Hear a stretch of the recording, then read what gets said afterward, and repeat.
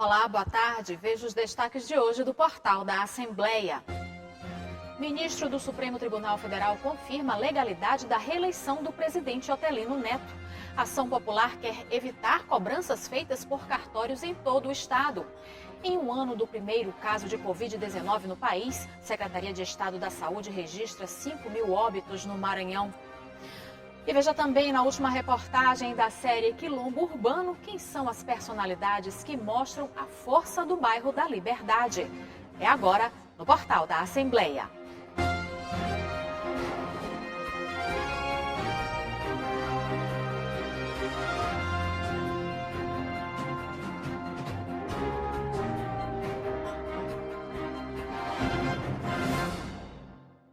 Uma decisão monocrática do ministro Alexandre de Moraes do Supremo Tribunal Federal confirmou nesta quinta-feira que a reeleição do atual presidente da Assembleia Legislativa do Maranhão foi legal. A decisão tomada pelo ministro do Supremo Tribunal Federal, Alexandre de Moraes, confirmou que a reeleição do presidente da Assembleia Legislativa do Maranhão, Otelino Neto, ocorreu dentro da lei. O magistrado proferiu a decisão nesta quinta-feira, após julgar a ação direta de inconstitucionalidade movida pelo PROS, Partido Republicano da Ordem Social, que contestava o pleito e a reeleição da mesa diretora. Mas, de acordo com o relator do caso no Supremo, ministro Alexandre de Moraes, a reeleição do atual presidente da ALEMA foi legal e seguiu o que está previsto pelas Constituições Federal e Estadual. O deputado Otelino Neto assumiu o comando da ALEMA em janeiro de 2018, com a morte do então presidente Humberto Coutinho. Como vice-presidente na época, ele cumpriu o mandato tampão até o fim daquela gestão. Otelino foi eleito para a presidência da casa pela primeira vez em 2019, sendo reconduzido ao cargo apenas uma única vez, para o período de fevereiro de 2021 a janeiro de 2023. O governo federal propôs à Câmara e ao Senado um novo auxílio emergencial que deve começar a ser pago em março com o valor de R$ 250. A proposta é de que o recurso seja repassado por 4 meses. O novo auxílio emergencial deve substituir o auxílio pago ao longo do ano passado como forma de conter os efeitos da pandemia da Covid-19 na população mais pobre e trabalhadores informais. A proposta de renovação do benefício ainda precisa ser aprovada pelos parlamentares. Após denúncias de cobranças consideradas abusivas e praticadas por cartórios de todo o Maranhão, o deputado doutor Iglesio entrou com uma ação popular na Justiça. A ação, ele pede que as leis em que os cartórios se baseiam sejam consideradas inconstitucionais. O deputado estadual, Dr. Iglesio, denunciou cobranças, segundo ele, indevidas, feitas pelos cartórios do Maranhão. A denúncia relata que os consumidores estão pagando percentuais cobrados referentes ao Fundo Especial do Ministério Público, ao Fundo de Aparelhamento da Defensoria Pública e ao Fundo Especial das Serventias de Registro Civil de Pessoas Naturais do Maranhão.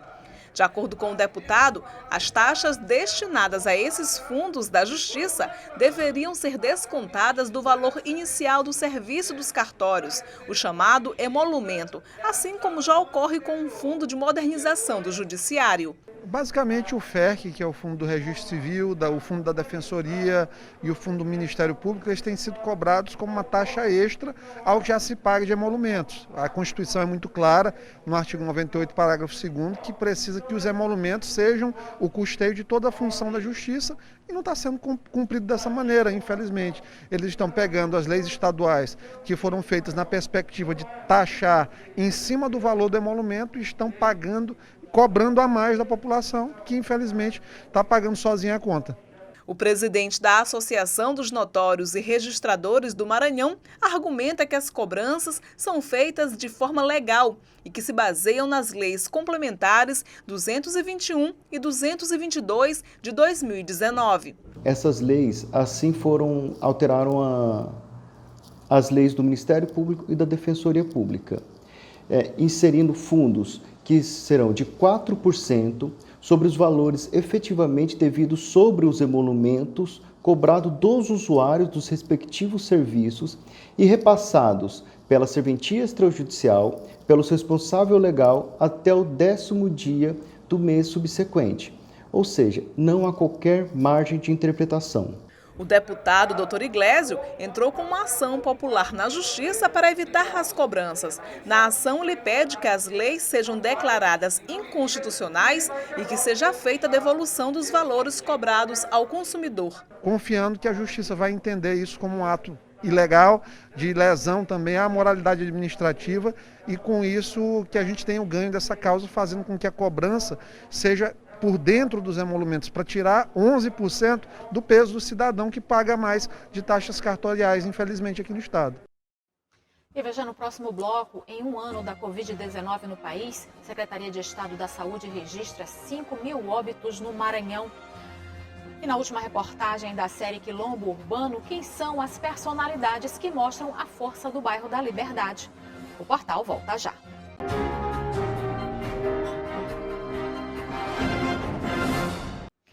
Ao completar hoje um ano em que o primeiro caso de Covid-19 foi registrado no Brasil, o Maranhão contabiliza 5.000 óbitos em todo o estado. O número pode parecer equiparado à quantidade de vítimas no trânsito, por exemplo. Apesar das perdas, muita gente pôde comemorar a vitória com a restauração da saúde. E a chegada da vacina é um alento para milhares de pessoas. 5.000 mortes. 5.000 histórias de vidas perdidas para a Covid-19 no Maranhão. O número é maior que a população de 4 cidades maranhenses: Nova York, São Pedro dos Crentes, São Félix de Balsas e Bernardo do Mearim. É quase o mesmo número de mortes por acidentes de trânsito nas rodovias de todo o Brasil em 2019. Vidas perdidas e famílias destruídas. A gente em nenhum momento passou pela nossa cabeça que poderia ter sido o Covid, que ele poderia estar com o Covid. Mesmo ele tendo entrevistado várias pessoas que estavam trabalhando na área da saúde, sobre essa notícia, né, que era muito recente, mas em nenhum momento nos passou pela cabeça que poderia ter sido isso. Mas era. Roberto Fernandes Júnior perdeu o pai, o jornalista Roberto Fernandes, no início de abril de 2020, época em que os sintomas da Covid-19 se confundiam com outras doenças. O falecimento de Roberto Fernandes marcou a vida do filho, da família e de uma geração inteira que acompanhava diariamente o trabalho do também radialista. Roberto foi uma das 5.000 vítimas silenciadas pela tragédia da pandemia do novo coronavírus. Todo momento da minha vida, em tudo ele participou, tudo. Às vezes tem a sensação de que a gente está em casa e ele vai bater na porta e vai entrar. É uma sensação assim muito muito difícil, porque eu não pude falar com meu pai, eu não pude me despedir, eu não pude dar um abraço nele, não pude enterrar meu pai, não pude.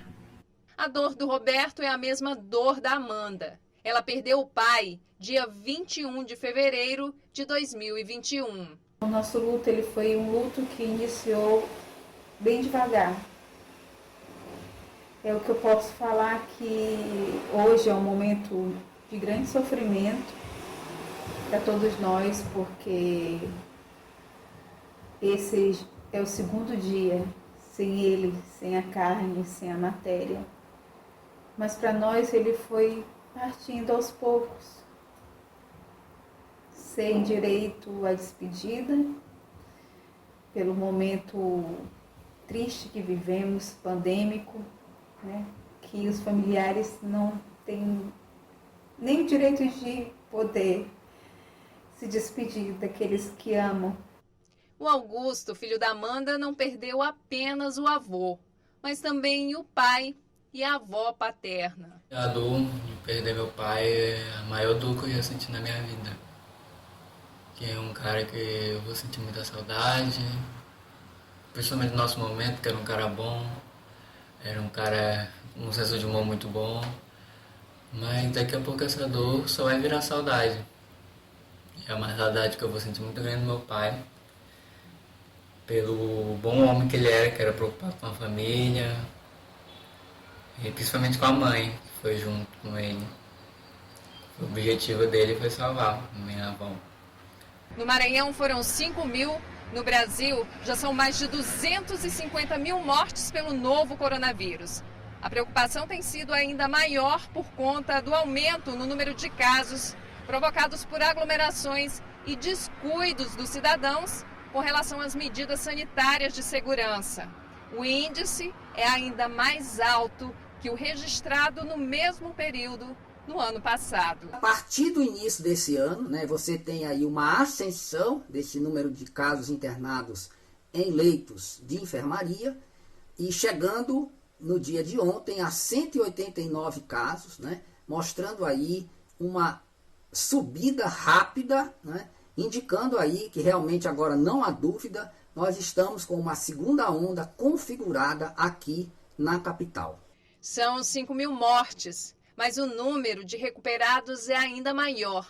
Mais de 202 mil maranhenses venceram a Covid. E tem histórias para contar, como a do ex-deputado estadual Rubens Pereira e Silva. Depois de passar 29 dias em uma UTI, de ser entubado com 90% do pulmão comprometido, ele nasceu de novo. 2020 foi o ano que eu nasci novamente, que eu tive a oportunidade de ter uma vida diferente. O meu primeiro aniversário era 25 de novembro de 1959 e agora o meu aniversário é dia 5 de novembro, que foi o dia que eu saí da UTI. Que as vacinas alcancem a todos logo, para que não precisemos mais falar de mortes, apenas lembrar com amor e saudade de quem partiu. O nosso desejo é comum ao de milhares de maranhenses. É o desejo de que no futuro bem recente possamos falar, mas apenas de vidas. E a confiança em dias melhores continua com a chegada da vacina contra a Covid-19. Veja mais um depoimento de quem recebeu doses de esperança.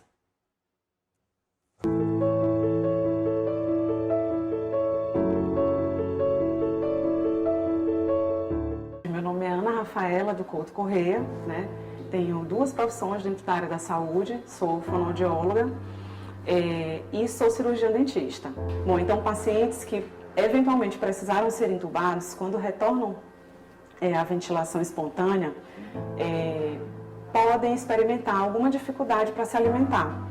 Então é nesse âmbito que o fonoaudiólogo tem atuação. Então lá eu não deixei de trabalhar, não suspendi as atividades, não faço parte de grupo de risco, então eu estive atendendo sim esses pacientes com Covid. Medo eu tive, porque a gente não vive sem ter medo, Preciso temer para a gente se cuidar, mas não é um medo que me paralisou.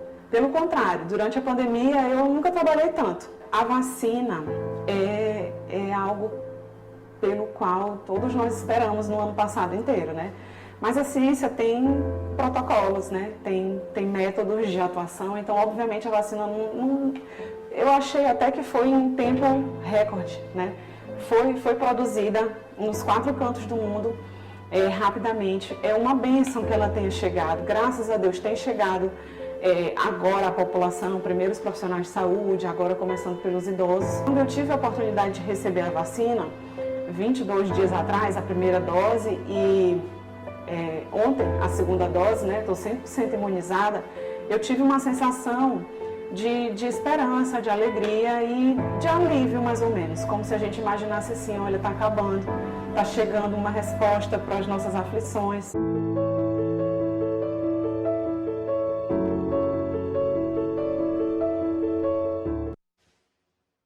O governador Flávio Dino anunciou hoje pela manhã novas medidas de enfrentamento à Covid-19 no estado, entre elas a suspensão parcial de cirurgias eletivas em alguns hospitais da rede estadual. O governador anunciou também que estuda possíveis medidas restritivas e que está dialogando com a Federação dos Municípios, mas que, por enquanto, medidas como lockdown não estão sendo pensadas. A história do bairro da Liberdade é formada pela resistência e luta de pessoas que têm o lugar como ponto de valorização da identidade do povo negro. Na última reportagem da série Quilombo Urbano, você vai ver quem são essas pessoas que levantam a bandeira para mostrar a força de uma comunidade.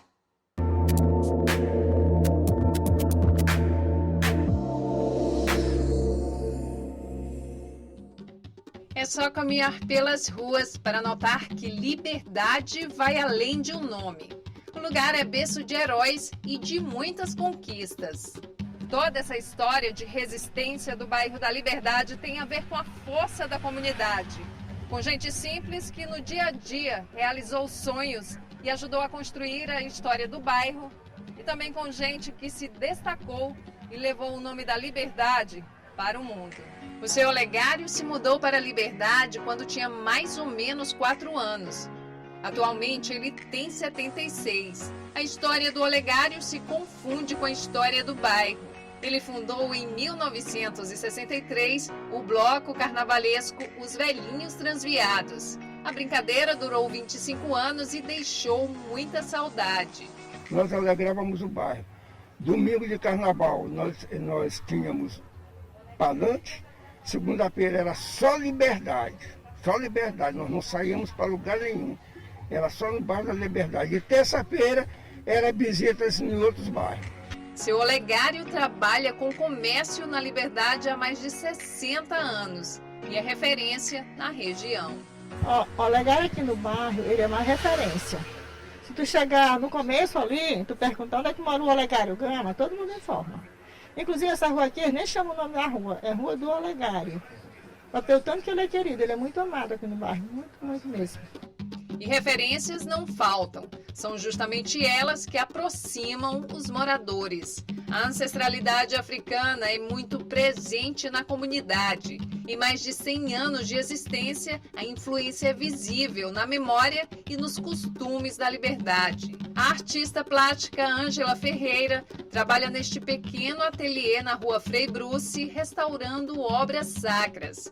Ela é autodidata. Há 30 anos se inspira no cotidiano do maior quilombo urbano da América Latina para produzir arte.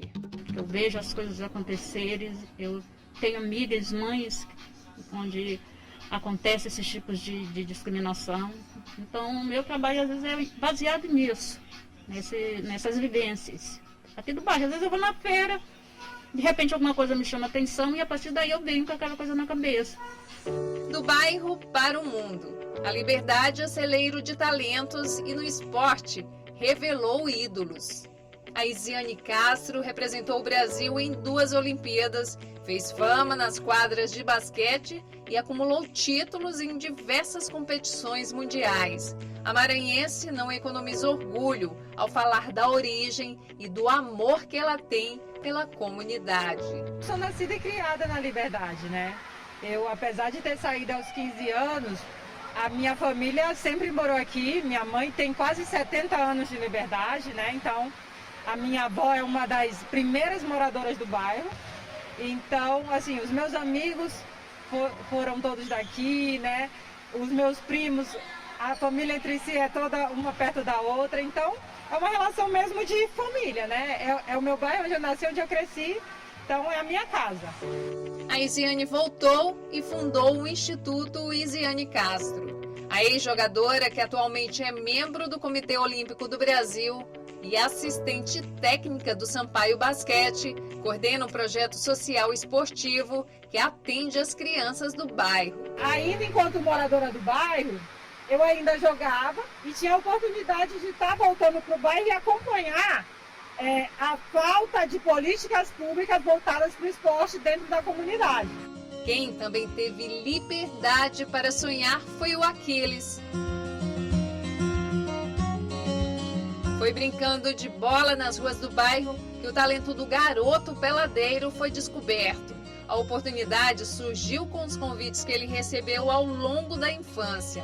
Das ruas da Liberdade para o Corinthians e de São Paulo para a Itália e depois para a Alemanha. É um bairro que eu tenho muito carinho, né?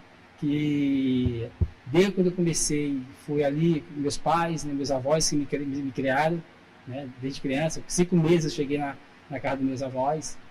E o bairro representa muito para mim mesmo. Quando o Pelado voltou ao bairro da Liberdade, trouxe na bagagem sonhos de criar oportunidades e, quem sabe, revelar novos talentos. O que eu faço? Eu pego esses garotos, levo para eles jogar, para me ver se algum deles se destacam, para me poder levar para um clube. Porque eu falei que meu objetivo é ter também mais atletas da Liberdade, do bairro da Liberdade, se destacando no futebol mundial, no futebol nacional, não importa. Esse desejo coletivo é um sinal de respeito da comunidade pela Liberdade, o bairro mais populoso do maior quilombo urbano das Américas, lugar secular de resistência, de arte, de tradição e religiosidade. Um bairro ludovicense de sangue quilombola e coração africano.